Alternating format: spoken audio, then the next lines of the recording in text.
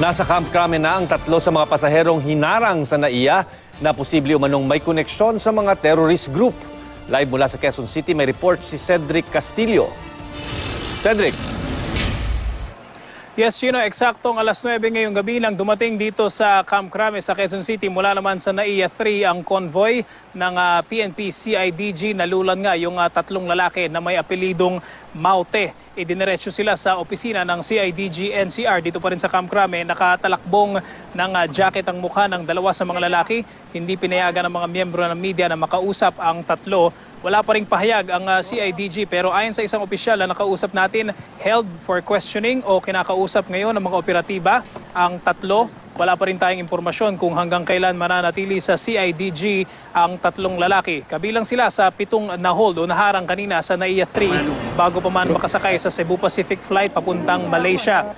3 sa 7 na-hold ay pinakawalan na rin matapos bigyan ng clearance ng Bureau of Immigration at PNP Aviation Security Group. Base sa impormasyong ibinigay ng NBI, ang tatlong nasa Camp Crame ngayon ay nasa listahan ng Philippine Center on Transnational Crimes. Ang ibig sabihin daw nito ay hinihinala na may link ang tatlo sa terorismo. Again, hinihinala pa lang yan, Chino. Ang isa pang na-hold ay dinala naman sa National Bureau of Investigation Headquarters sa Maynila matapos tumugma ang kanyang pangalan sa isa sa mga Maute na nasa arrest order na inilabas naman ng Department of Defense kasunod ng pagdedeklara ng martial law sa Mindanao. At Chino, sa ngayon ay wala pa rin kumpirmasyon mula sa mga otoridad kung alin dun sa tatlo, sa 4 o kung dun sa 4 sa grupong yon, kung sino yung tatlo na nandito sa may CIDG at kung sino naman yung isa mula doon sa 4 na yon ang dinala sa NBI. Chino. Cedric, nabanggit mo na nasa watch list ng mga otoridad itong tatlo na kanilang pinigilang makaalis ng bansa. Meron bang verification? Ano ba yung kanilang pagkakasala? Kasi sa tingin natin dito, kung hindi naman charged criminally ito for past offenses, ay maaring violation din ito ng kanilang karapatang bumiyahe. Yeah. Okay, ang alam natin sa ngayon, Chino, is tatlo.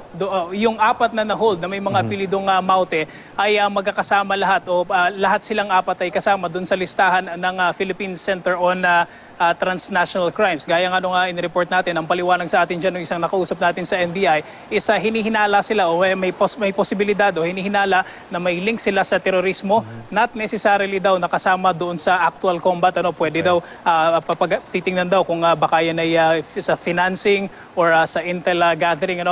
Yung tatlo doon ay nandun nga sa listahan na yun, samantalang yung isa doon sa 4 ay kasama naman doon sa listahan na inilabas ng Department of National Defense na arrest order number 2 kung hindi ako nagkakamali.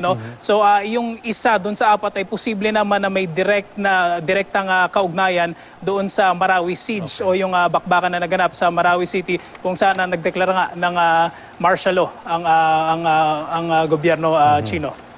Maraming salamat, Cedric Castillo.